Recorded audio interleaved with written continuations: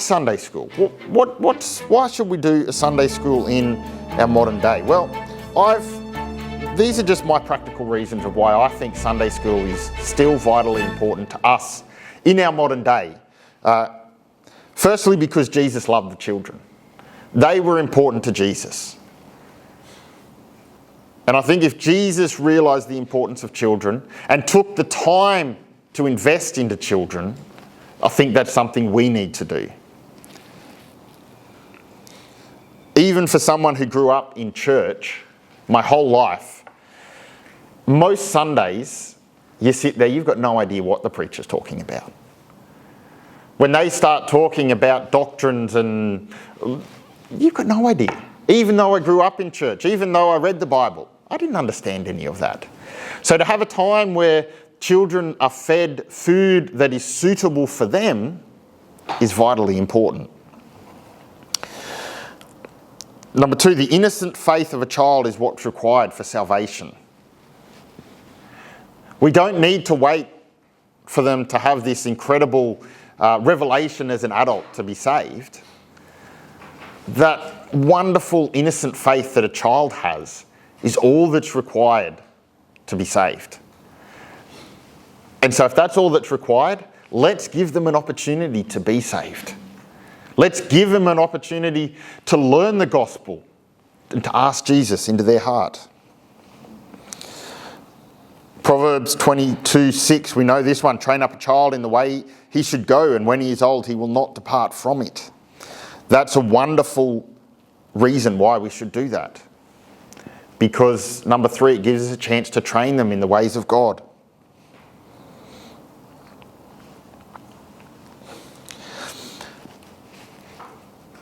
Number four, it gives a very different atmosphere to youth group Sunday school. Youth groups are very high energy. We play games. We have fun. Yes, we sing songs. Yes, we learn messages. It's a very different atmosphere. He still remembers the choruses that he learnt as a child at Sunday school. And so those things that we might just go, oh yeah, that's just in the background there. That's not the real thing. That is really important.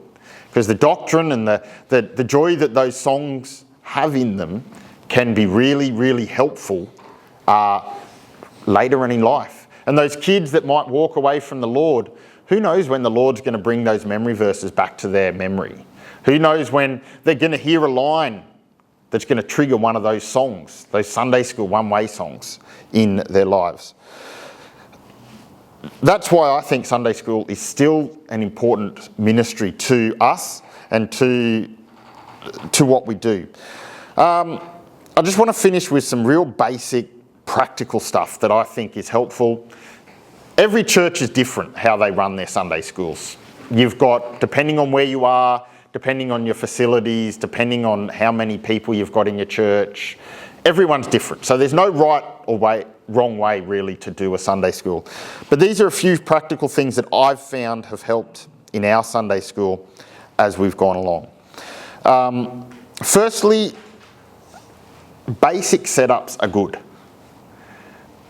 We live in a modern day where everything we want to be the biggest fanfare that we can have. We're always competing to make stuff big, and it doesn't have to be like that. Sing some songs, say a memory verse. You don't have to be incredibly expansive. I know I've seen Sunday schools that are always trying to play big games and have big competitions. You don't have to do that. For kids, I've found the biggest thing that makes a difference in their life is consistency. Especially if you're bringing community kids into your Sunday school class, consistency is the biggest thing. And so that fanfare, all of that stuff that goes with it is a sideshow to the consistency that we can bring. Some of our kids, recently I was talking to one of the Aboriginal elders from the area that we pick up some of our kids from. And the stuff that the kids in our Sunday school are going through is horrific. And they've got no consistency in their life. One of the kids recently, their dad was in jail, their mum was in rehab, They were staying with their grandparents. They were in the middle of changing schools. Their lives are a mess. And so by us being consistent, it makes all the difference. We consistently show Christ to them, it's huge. And so having grand, big plans, that's a side thing. Being consistent and showing Christ, that is what draws them in. And so that idea of basic and simple is good, is great.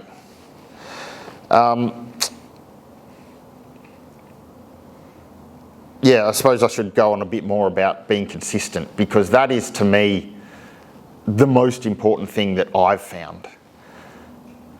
To know that every week when they come to Sunday school, they're going to know the Mr. Dave that they're going to get is huge. They're not going to come in one day, it's going to be grumpy Mr. Dave. The next week, it's going to be fun Mr. Dave. The week after that, it's going to be, I don't know whether Mr. Dave is going to be grumpy or happy or what. It's every day that I come to Sunday school, they know Mr. Dave is going to care for me. That is what's important to these kids. And so that consistency makes a huge difference. I would encourage you, again, it's very church specific, but I would encourage you to not chop and change Sunday school teachers, to have the same teacher teaching the same class all the time, because that gives these kids consistency. They know who they're going to get in their class. They might not always like their teacher that they're going to get in their class, but they know the teacher they're going to get in their class every week. Unlike so much of their life, they don't know where they're going to come home and mum's going to be drunk, drugged out, or nice. They don't know. And so by us being consistent makes all the difference in the world. I'd encourage smaller classes are better than larger classes if you can. Because once again, this is about, Sunday school to me is about building relationships. And this, I reckon 8 to 10 is your ideal size of class. Again, it depends on your church and the abilities that you have and the facilities that you have and how many people you've got available. But if you can have smaller classes, it's great, because it then gives you the ability to get to know them. I spend in our class, when we get a new class, I spend 6 months of the year just getting to know them, asking them their favourite food, their favourite colour, what their favourite animal is, many of these kids don't ever get asked about themselves. And so showing interest in them by having those smaller classes helps so much. It gives them the understanding of that you care for them, that you're not just another kid in the class, you're actually something special to them. So when you ask them what's going on, and they say, I've got an exam coming up, and then the next week you say, hey, how'd that exam go? Wow, he actually remembered? I mean, that's tiny stuff. That's not hard work for us to do. But for those kids, that's huge, because their parents don't ask it. Their cousins and that don't ask it. And so by us showing some interest in them, and it's much easier to do that in those smaller classes. Learn your class is really important, because every single kid and every single class that you will have through is totally different. About 4 years ago, we had a class come through, and I teach grade 5 and 6 with my wife, and we had a class come through. It was a bit bigger that year. We had about 12 or 14 kids. Of those, 11 of them were boys and 8 of them were community kids. And so the dynamic of that class was crazy. You had stuff going everywhere, and all of them wanted to talk at once, and so you have to learn your class. You learn that if I'm going to talk to that class, I have to talk to them about the footy to start with, and then I've got to be at their level. And then I had to implement strategies to try and get them to be quiet, because they just wanted to talk all at once. 2 years later, we had a class that was 8 girls and 2 boys. And 7 of the 8 girls were from church.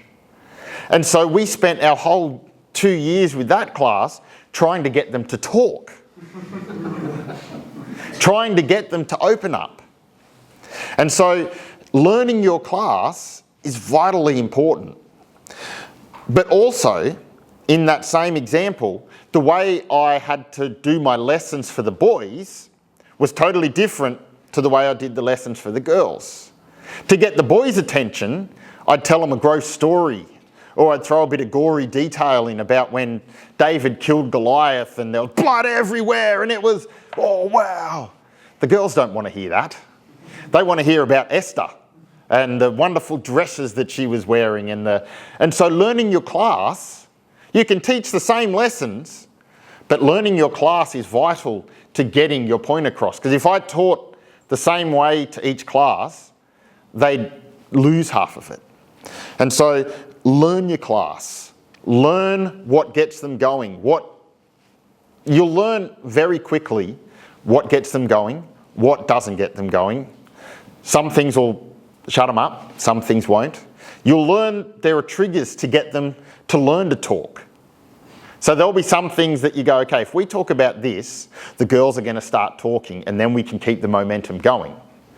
And then the same way you'll learn, okay, boys, we need to bring this down so we can, what we have to do. And so learning your class is vitally important. Learn to have fun in your classes and in your Sunday school. It doesn't have to be boring. I know Sunday school, as soon as kids hear school, oh, do I have to go to school again? But learn to have fun. Most of those kids have been told growing up that Christians are boring fuddy-duddies and that if you want to have fun, you don't be a Christian. But it's cool that we can show them you can have fun. Dad, you've probably all seen Dad makes a fool of himself by doing his various clowns and stuff at Bible clubs and that, and we bring that in, we bring silly stuff in. They love, I've got a reputation in amongst all kids for being the world's worst drawer. We've got a whiteboard and I often make little doodles and scribbles and they're absolutely rubbish. But the kids find that funny and it's a way to get across to them. I make a fool of myself all the time, but they love it. When they can see, oh, hang on, I don't have to be a boring person to come to Sunday school. That's really important. This one is my goal, has been something that I've pushed my Sunday school for this year, and that's be an example. Be an example. We all know 1 Timothy 4. I hope you know 1 Timothy 4, verse 12. Let no man despise thy youth, but be thou an example of the believers in word, in conversation, in charity, in spirit, in faith, in purity. That was written to Timothy the pastor. But we as Sunday school teachers or Sunday school superintendents or whatever you are an example to those kids. And it's probably a little bit different if you're in a big city area. But in our rural town of Coffs, I can't go anywhere without kids seeing me. And they need to see that Mr. Dave is putting into practice those things that they've been taught. So they need to see that Mr. Dave is obeying the law. I used this as an example at our Sunday school teachers meeting earlier this year I, as a younger man, was a bit of a compulsive jaywalker. Now I know we think, oh well, it's just getting across the street. But the laws of the land say you don't cross the road if there's a crossing there at the lights. You don't cross the road without waiting for the little man to come up. And there was one time when I was walking across the road and I got across the road fine, no drama whatsoever. Run across the highway. Coffs has a specific highway running right through the middle of town. I got across the road fine, no problems. I turn around and about 40, 50 metres behind me, a bunch of young kids run across the road and nearly got run over by a truck. Now, those kids were going to do that no matter whether I did it or not. But the example was that I set a bad example for them. Even though I wasn't at Sunday school and they weren't my Sunday school kids, I see Sunday school kids all the time do that sort of stuff. They need to see that Mr. Dave's obeying the laws. Even though silly, annoying laws that annoy us all, that we tell them in Sunday school, you've got to obey them. We've got to set that example and do them. Because when they see that, they go, oh, well, if Mr. Dave can do it, I can do it. And so we must put into practice the things that we are teaching. The joy of the Lord, the faithfulness, all of that stuff is things we need to put into practice. Another point, visit. It's you've got to visit these kids. You've got to go and meet them where they are. Now, the visits don't need to take more than 2 minutes. Like a lot of people think when you talk about a visit, you've got to go and have a 3-course meal with the family. And no, I try and visit every couple of weeks. And I just go up and say, hey, how you going, X? You doing good? How's school this week? What's going on? Are your mum and dad there? Hi, X, Y. Yep, great. We'll see you at Sunday school tomorrow. That's all. But now, after however many years I've been doing that, all the community know who I am when I drive in. It's really funny. The first time I drove into one of the communities about 5 or 6 years ago, where we send a bus to pick up kids, no one answered the door. No one. I'm like, this is really strange. I know they're home. You know when someone's home and they're not answering the door. This is really strange. Found out a couple of weeks later, they all thought I was from Docs. They all thought I was coming to do child reports and all this sort of stuff. I was just in a shorts and t-shirt. I wasn't dressed up or anything, but they all thought I was from Docs coming to report their kids. But now they all know me. I see them downtown, I talk to them. And when we have a special day, like a Mother's Day we've got coming up, or a Father's Day, or a award ceremony, or whatever it is, all those parents, oh, is there that? Yeah, I'll come along. I'll do this, I'll do that. And so if you don't do all those visits in between, you're a stranger when you go, why don't you come along? But if you're doing those visits, it's great. And on that note, it helps us to reach more than just the kids we're visiting. We've had family members make professions of faith at special meetings. We have families who are now coming to our church because their kids started coming to youth group and Sunday school. And as we visit them, you make that connection with the families. And we now have families that call me when they need something. We've recently had a family who had a housing issue and they came to me. I don't know why they came to me. I don't work in real estate. I don't have, but they thought the church could help them. And to me, that's a great thing that we're getting to a point where we're reaching past the kids to the parents. And so, to me, that's a great thing that Sunday school provides, that practical way. That's pretty much all I've got for the practical ways. I could go into how to teach a lesson, but that's a whole different course on that. But Sunday schools gives you ability to reach so many kids. And a lot of people look at you and say, oh no, Sunday school's old-fashioned. But ultimately, kids still come. Kids find it entertaining if you put the effort in. If you care for them, kids will come. And it's a great way that we can develop kids more. That ability to tailor lessons for our age group is huge. You'd be amazed at what you can teach young kids at, 8, 10, 12 years old if you tailor it to their needs. I'll close with this one example of, Lyndon's just run out, but I sort of teach through a rotating bunch of series for my class. I go through Daniel, I've got an Esther series, I go through Elijah and Elisha, I go through miracles of Jesus from the book of John, I go through the parables of Jesus in Mark, I think it is, and the life of Paul, and I've got one other there that I sort of just roll through. And when I get to the book of Daniel, I cover the prophecies of Daniel. And now I know I've got the grade 5 and 6, so we're talking 10, 11, 12-year-olds. But I have community kids who can hardly read and write, who will be able to tell me what each of the parts of the statue mean. And I'll have kids who will be able to tell me what each of the different animals means. And like, those things are big, complicated ideas. But these kids understand them by the end because you're able to focus it down on them. And all of a sudden, these kids go away going, wow, the Bible's amazing. Because the Bible prophesied all this stuff. And look, that one, and that one, and that one, and that one's come true. Oh, so the end times, what the Bible says is true. And all that can come about because of a ministry like Sunday School, where we can tailor it for them, where we've got that ability to build that relationship of trust, build that relationship of what God wants for them.